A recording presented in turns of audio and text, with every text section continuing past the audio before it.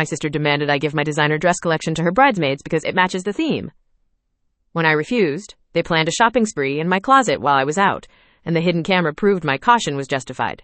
My name is Stella, I'm 30, a New Yorker by training and habit, living back in our hometown for a spell, working in fashion, product development by day, slow burn collector by night. My sister, Qley, 28, had been dreaming up weddings since we were kids, squeezing into pillowcase gowns and pretending the hallway was a church aisle.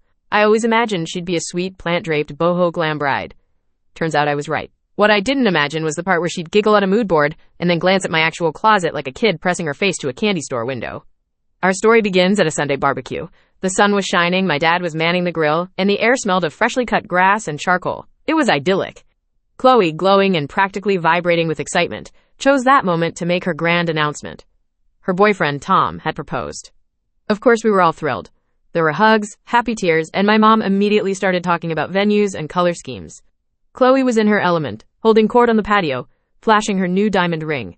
She unrolled a large mood board she'd brought with her. The theme was ethereal fairy tale garden. Think lots of pastel florals, floaty fabrics, lace, and a general old money, but we're also bohemian vibe. It was very Qley. I was genuinely happy for her. I was looking at the board, picturing the beautiful day, when she turned to me, her eyes sparkling with what I then thought was sisterly affection. Now I know it was the glint of pure, unadulterated opportunism. Stella, she began, her voice sweet as honey, I was looking at this and I had the most amazing idea. It's actually perfect. I smiled, naively. Oh yeah, what's that? She leaned in closer, conspiratorially. You know your dress collection, all those incredible pastel dresses you have? The flowy ones, the lacy ones. They're literally the exact aesthetic of my wedding. I felt a tiny, cold knot begin to form in my stomach. Oh wow, that's a neat coincidence. It's more than neat, it's fate, she squealed. So, my brilliant idea is, well, you know how finding the perfect bridesmaid dresses is, like, the biggest nightmare? And they're always so expensive and ugly, and no one ever wears them again. I've heard that, I said slowly, the knot in my stomach tightening into a sailor's hitch. I knew where this was going. I knew it with the certainty of a weatherman predicting rain in a thunderstorm. So, she said, taking a deep breath for the grand finale, I was thinking as your wedding gift to me, and it would be the most meaningful gift ever. You could let my bridesmaids, just borrow some of your dresses for the day. The world seemed to slow down. I could hear the buzz of a fly, the distant sizzle of a burger on the grill. I looked at her beaming face, then at my mom, who was watching us with a hopeful smile, and I felt a wave of disbelief wash over me. She couldn't be serious. Let them borrow my dresses, I repeated, slow and flat. As in wear to the wedding? Wear, keep, whatever, she said, airy as meringue. I mean, they're so you, but they're so me right now, and it would save me thousands of dollars and so much stress. It would be your special contribution to my perfect day.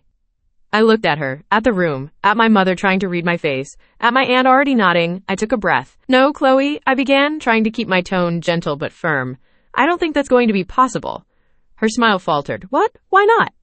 I laid out my reasons, calmly and rationally, like I was explaining a business proposal.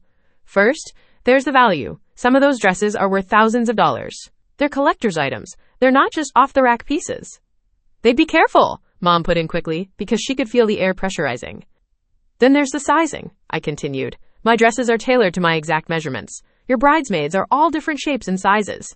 They wouldn't fit properly, and any alterations would permanently damage the garments. We could just pin them. Qley, you don't. Just pin a vintage Dior. And finally, there's the risk. A wedding involves food, wine, dancing.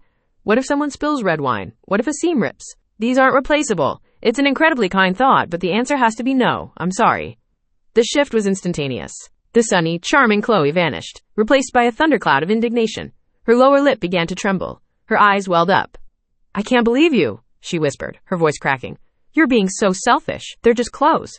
They're not just clothes to me, I said, my own voice hardening slightly.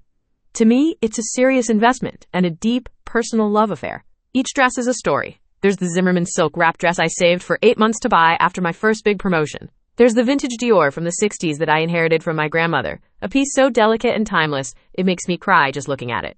There are pieces from Self-Portrait, Alice McCall, and a few runway samples I was lucky enough to acquire through work. We're talking about a collection that, if I were to liquidate it, could easily be a down payment on a house. I have appraisals, original receipts, garment bags, and climate-controlled storage. I don't say this to brag, but to paint a picture.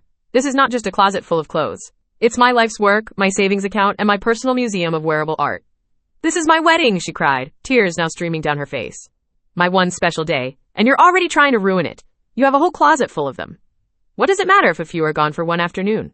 You just can't stand for me to have the spotlight, can you? She turned and ran inside the house, sobbing dramatically.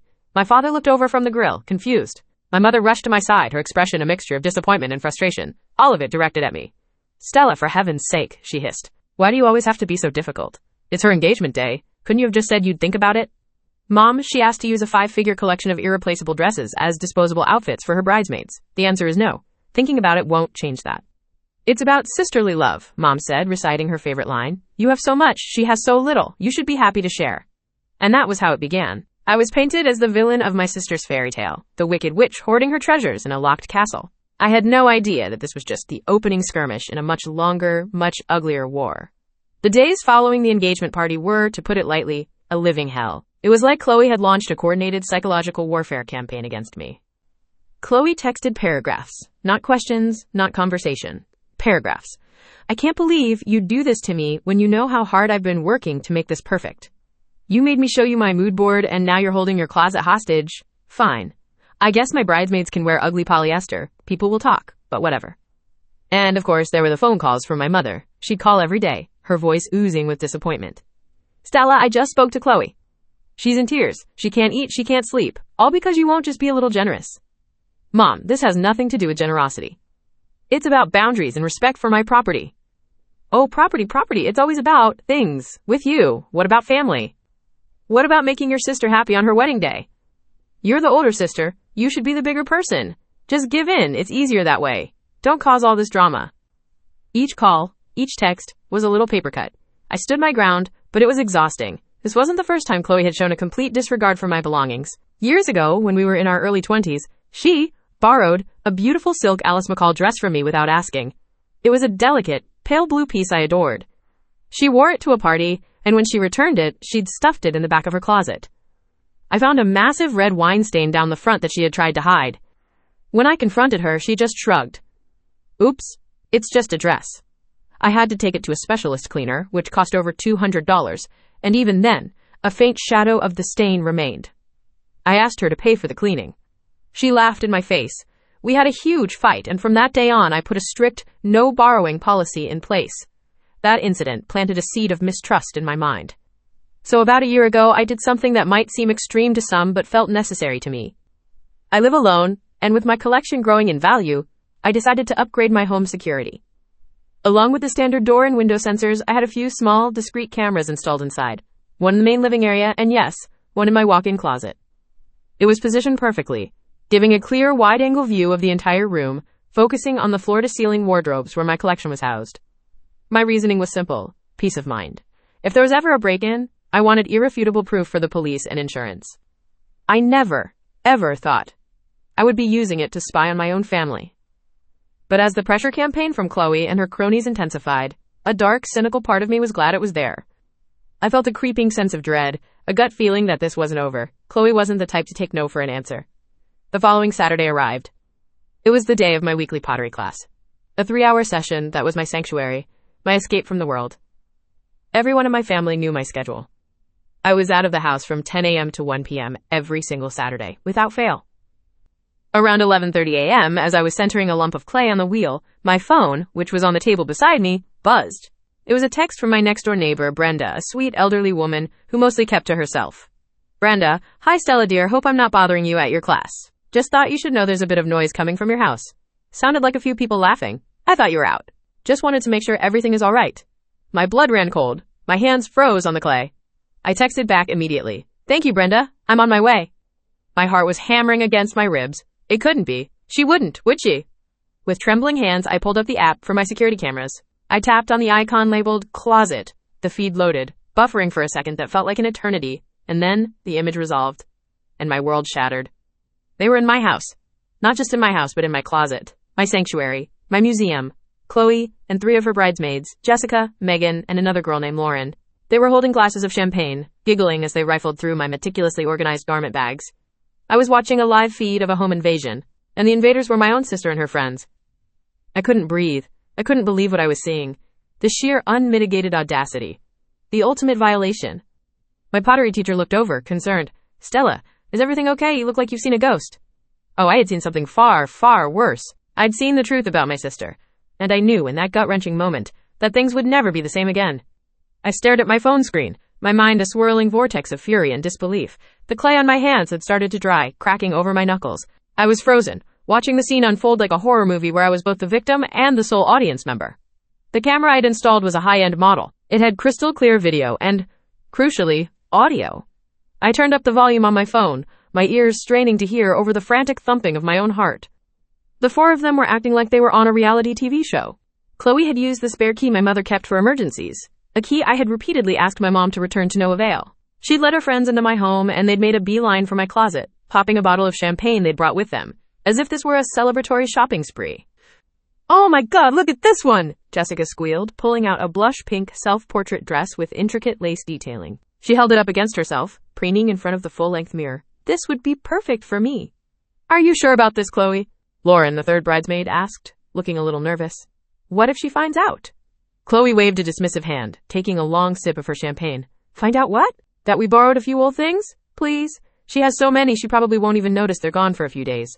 Besides, what's she gonna do? It's for my wedding. She'll get over it." That line, "she won't even notice." The condescension, the complete dismissal of me, of my feelings, of my property, it lit a fire in my chest. This wasn't a desperate, last-minute mistake. This was a premeditated, calculated violation, fueled by a breathtaking sense of entitlement. I watched in silent rage as they continued their desecration. They pulled garment bags off the racks, unzipping them with careless speed, and letting the expensive fabric pool on the floor. They were trying things on, laughing at how some dresses were too tight or too long. I saw Megan, holding a coffee cup she'd brought in with her, gesture wildly while telling a story, and slosh a few brown drops onto the sleeve of a cream-colored vintage silk gown. She didn't even notice. They were creating a lookbook, taking photos of each other in my dresses on their phones, FaceTiming another friend to show off their haul. I saw Jessica hold up my grandmother's Dior, the one piece that was absolutely priceless to me. "Wow, this one's a bit old-fashioned," she said, wrinkling her nose. "Probably not for the wedding." She tossed it onto a growing pile of discarded dresses on my velvet ottoman. Tossed it. Like it was a dish rag. My vision started to go fuzzy at the edges. This was beyond a simple theft. This was an act of profound disrespect. A targeted attack on the one part of my life that was truly mine. Qley wasn't just stealing dresses. She was trying to steal my power, to prove that my boundaries meant nothing, that what was mine was ultimately hers if she wanted it badly enough. The worst moment came when Lauren tried to zip up a stunning celadon green satin gown. The zipper snagged. Instead of being gentle, she yanked it. I heard the distinct, sickening sound of tearing fabric, even through the tiny speaker of my phone. "Shit!" she yelped. Qley rushed over. "What did you do? The zipper's stuck! It just ripped!" I could see a 3-inch tear along the side seam, a dress that had cost me $2,000, ruined by their carelessness. Qley examined it for a second. "Whatever," she said, her voice sharp with annoyance. "Just leave it. We can't use it now. Grab that other one." No remorse, no panic, just annoyance that one of their potential options was now out of the running. They were like locusts, swarming through my life, consuming and destroying everything in their path without a second thought. Finally, after nearly an hour of this shopping spree, they started to pack up. They had large tote bags, and they began stuffing the chosen dresses inside, wrinkling the delicate fabrics.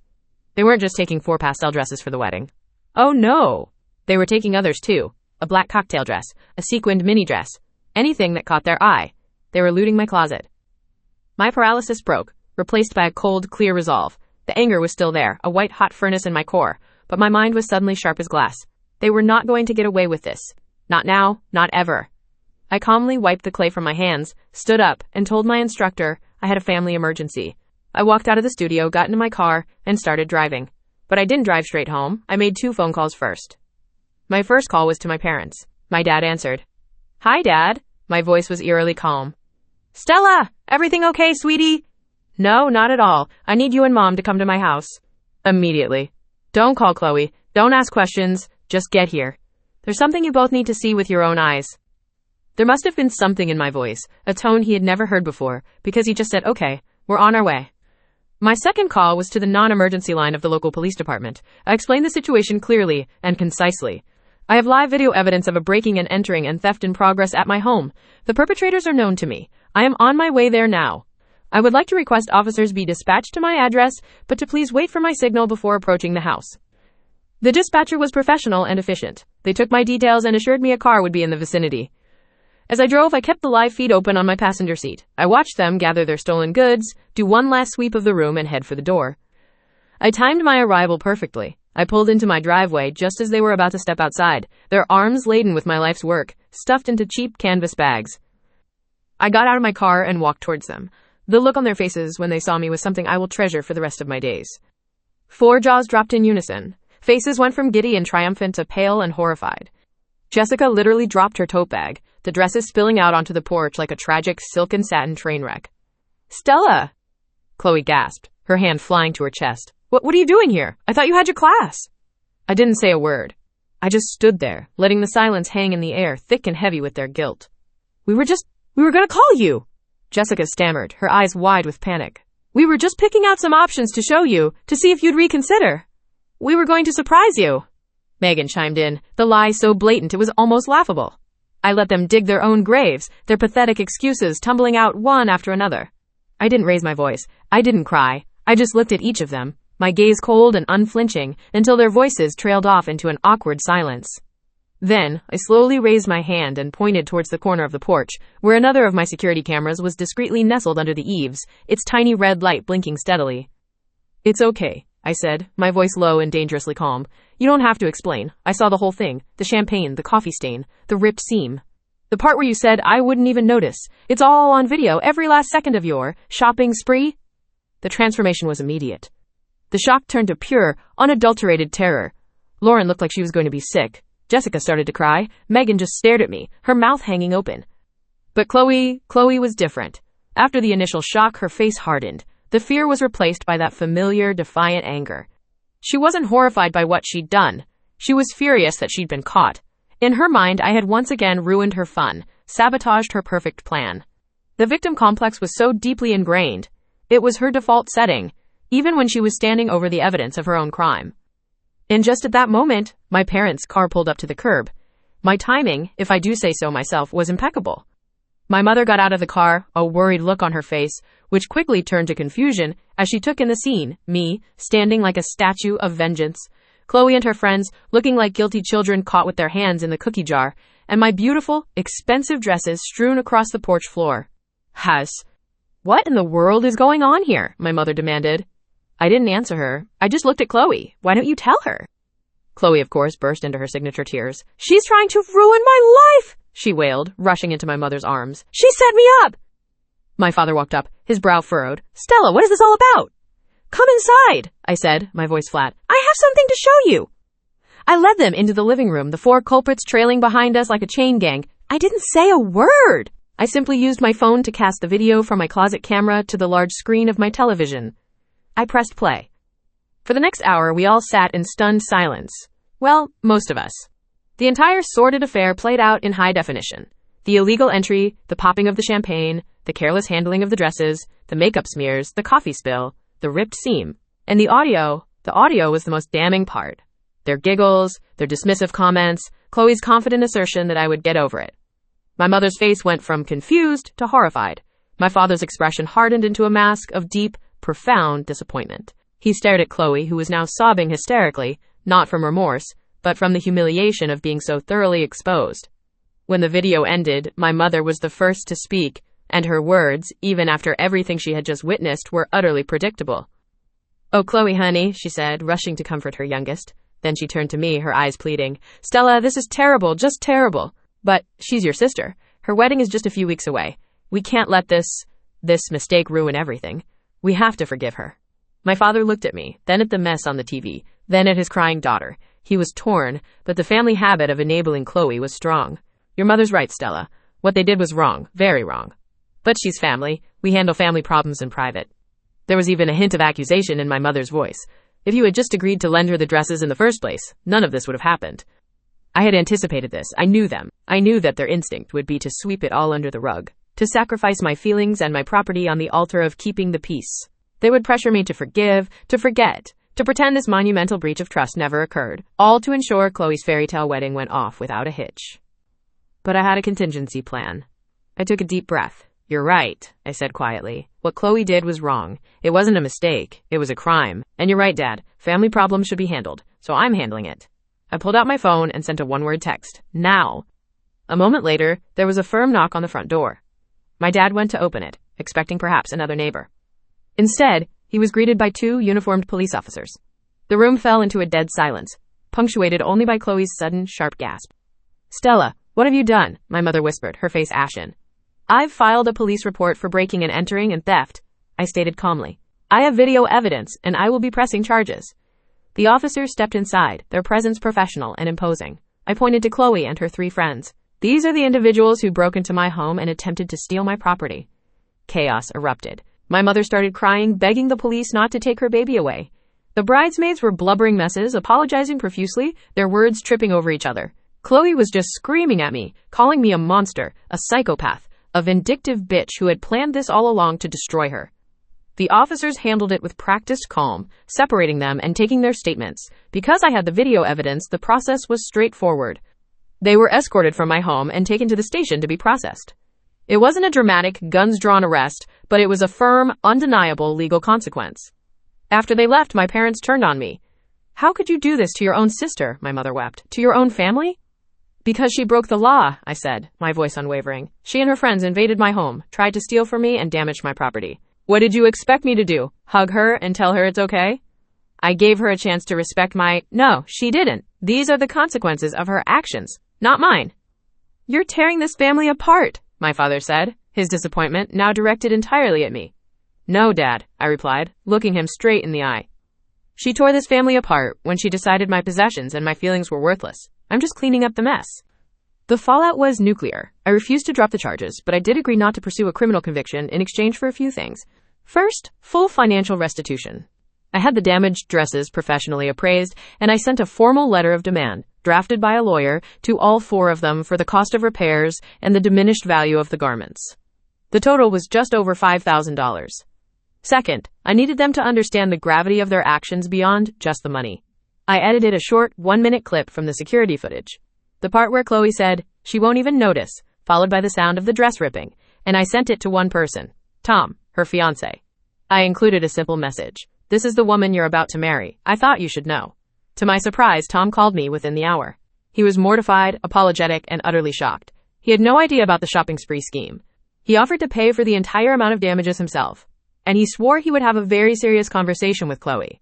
He begged me not to let this cancel the wedding, for the sake of the guests and the money they had already spent. I told him that whether or not the wedding happened was up to him, but my involvement was over. I saw Qley one last time before cutting contact. She came to my house, forced by Tom and my parents, to deliver a tearful, scripted apology. It was clear she didn't mean a word of it. "I'm not coming to your wedding, Qley," I told her, my voice devoid of emotion. "And as far as I'm concerned, our relationship as sisters is over. Maybe one day, when you actually grow up and understand the magnitude of what you did, we can talk. But until then, stay out of my life." The family, as you can imagine, was split down the middle. A few older aunts and uncles thought I had gone too far. But once my dad, in a moment of clarity, showed the video to a few key family members, the tide turned. Most of them were appalled by Qley's behavior and supported my decision. The wedding did happen. Tom paid for the damages in full. Qley and her friends completed some mandatory community service as part of the deal to avoid a criminal record. I heard it was a beautiful ceremony. I wouldn't know. I wasn't there.